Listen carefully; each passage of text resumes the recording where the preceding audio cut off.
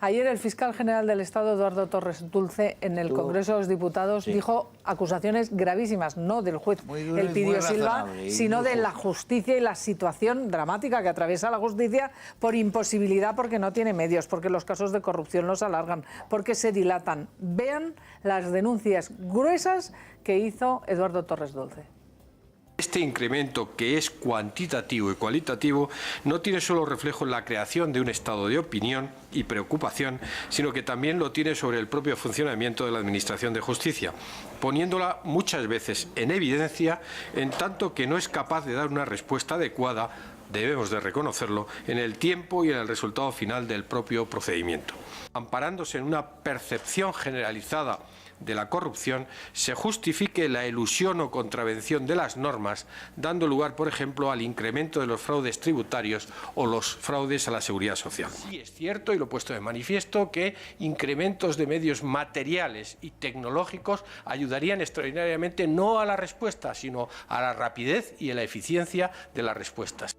Y evidentemente, como eso no pasa, pues la justicia, los sumarios duermen en el sueño de los justos, tardan un montón, para cuando ya hay sentencia, que también lo denunciaba ayer, ya no se acuerda uno ni de qué casos estaba hablando, en fin, que se podían tomar medidas, ¿no? Hizo mucho hincapié con el tema de la instrucción. La instrucción está claro que es demasiado lenta, se tarda muchísimo tiempo y se pierde en el sueño de los ángeles, pero yo creo que hizo tres afirmaciones que a mí me parecen claves. Una, que es la necesidad de los medios.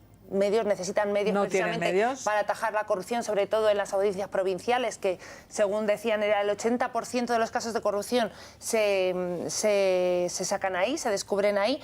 Por otro lado, que la investigación policial y de la agencia tributaria sea dirigida de alguna manera desde la propia Fiscalía, que tengan medios propios de investigación la propia Fiscalía. Y ponía el ejemplo del sistema portugués. Yo creo que ha sido un discurso para mí bastante valiente y yo he sido crítica muchas veces con el propio fiscal. Y hay un tema que trató, que a mí me gustaría sacar, que es simplemente en qué momento o qué medidas cautelares se le puede poner a un político, a un cargo público para que deje su cargo, en qué estado de la instrucción, si cuando es imputado, cuando haya abierto un juicio oral ya. Es decir, yo creo que es un tema que además la propia justicia debería tratar. También considero positiva la autocrítica y creo que fue, y coincido, un discurso valiente. Ahora bien, que hemos pasado con bastante el ecuador de la legislatura.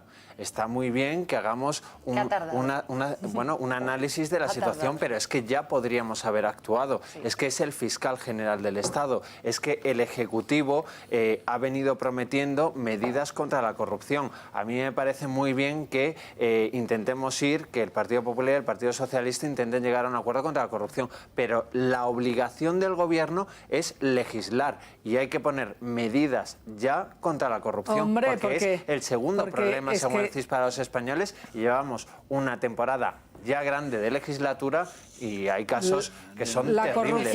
La corrupción lastra, y de qué manera la democracia, y evidentemente en España la estamos sufriendo y estamos hasta aquí. En fin, la denuncia es importante. Siguen en esa comisión que se ha creado en el Parlamento. Vamos a ver en el Congreso de los Diputados, vamos a ver qué más aportaciones hay. Aquí les vamos a seguir muy atentamente y vamos a ver cómo toma el guante el Gobierno y también la oposición. A ver qué dicen todos, que a veces por la boca muere el pez.